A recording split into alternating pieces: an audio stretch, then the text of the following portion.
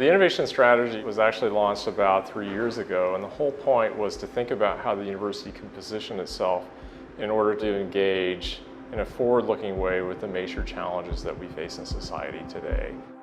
That means we have to think about ways of working in a different way, of deploying our assets more efficiently in terms of bringing people and resources together across the university. The program is resulting in an award totaling about $4.5 million that's spread across 16 teams.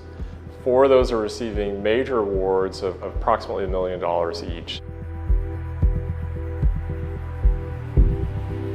You look back in the last 50 years, what's a technology that's been disruptive? You could start with the personal computer, the transistor, followed by the internet. You couldn't imagine your life now without being connected. The iPhone was truly disruptive. We believe now we're on the cusp of the next disruption, and that's going to be in virtual and augmented reality. The groundbreaking approach that Ohio University is using is how can we have an innovative strategy that pushes Ohio University forward. So collectively, we've identified this emergent technology that we think is going to disrupt the world as we know it. But we want to have Ohio University students ready for that challenge. And we want to have Ohio University students graduating and going out into the workforce ahead of universities anywhere else in the country. Professional level technology being made available to me as a junior, this is invaluable to my education. I can't imagine there being a better opportunity as a student at any university.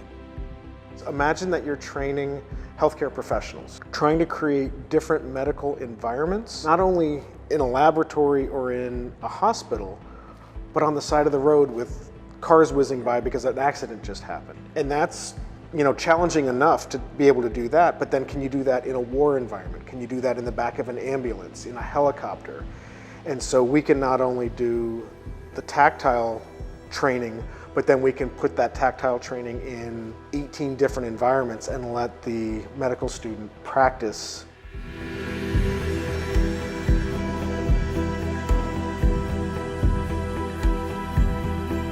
There's always been boom and bust, and the bust tends to last a lot longer than the boom. What we wanted to do was to try to minimize that. I'm Dave Bayless. I'm the principal investigator of the Shale Initiative team. Resource extraction is not free. There are always costs involved.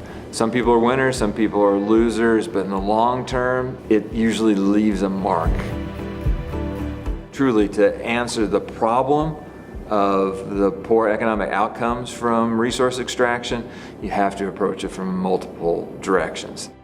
The 3 main colleges that are involved are the Rusk College of Engineering and Technology, the College of Arts and Sciences, and the Voinovich School for Leadership and Public Affairs. The Voinovich team is working on the wealth management issues. With that money rolling in from shale extraction, where's it going? Is it benefiting Southeast Ohio? Is it benefiting the Appalachian region? Or is it just leaving the area and not having any lasting impacts? We are looking at trying to improve the economic outcomes from the monetary gains that are coming from shale extraction. We're really trying to minimize the environmental damage that comes from shale. The team from the Corrosion Center is looking at issues related to pipeline integrity. If pipelines are leaking or cracked, right, then you'll have emissions of hydrocarbons. We have the Air Quality Center, focused in on measuring the emissions of methane. Our last team is actually looking at improving the extraction of the resource from the fracked wells. With a strong group, we're trying to make the economy of Southeast Ohio and the Appalachian region better because of resource extraction.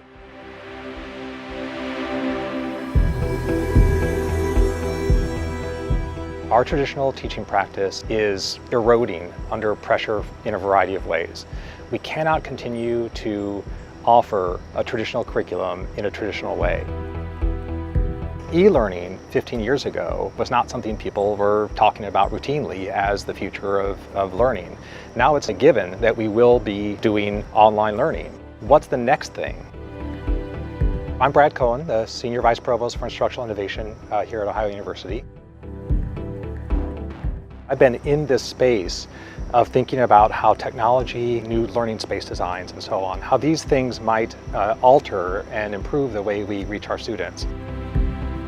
One of the things that we're really looking for is something that is beyond the level of an individual course. We can imagine a faculty member wanting to set up a small business and have students run that business for the semester. Like a business accelerator, we have an investor group, and those are the academic leaders and administrative leaders who are willing to put some funding into supporting some of these experiments. Between the experts who shape these ideas and the investors who choose these ideas, we're hoping to come up with some solutions that point a way forward for us institutionally. The best thing we can do, really the only thing we can do, is experiment. Find our way forward through trying ambitious new ideas for how we might deliver our instruction and finding out what works for us.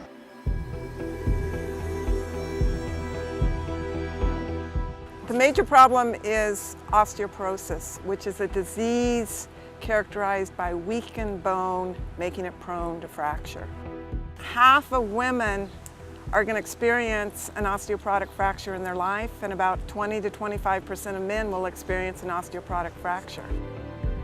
There is no indication to an individual that they have lack of bone strength or that they're losing bone as they age.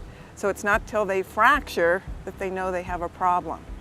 And clinically, we don't have an instrument to assess and measure bone strength. And that has led to develop an instrument that is better at identifying who is actually at risk of fracturing.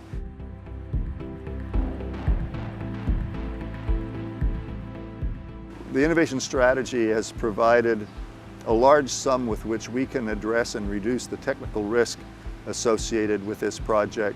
It's let us continue to roll the ball down the court and continue to aggressively pursue commercialization opportunities, to aggressively accumulate the key clinical data that is needed to move this into clinics.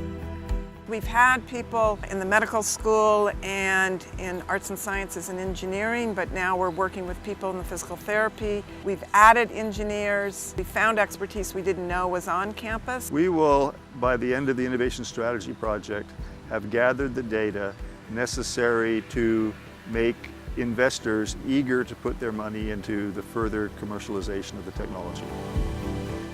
This is not a straightforward academic research initiative. What we have right now is the window of opportunity to make real changes, to help people understand that you can do it differently. And these experiences are for everybody across the university. Completely new, innovative ideas come out of it, and that's what we want.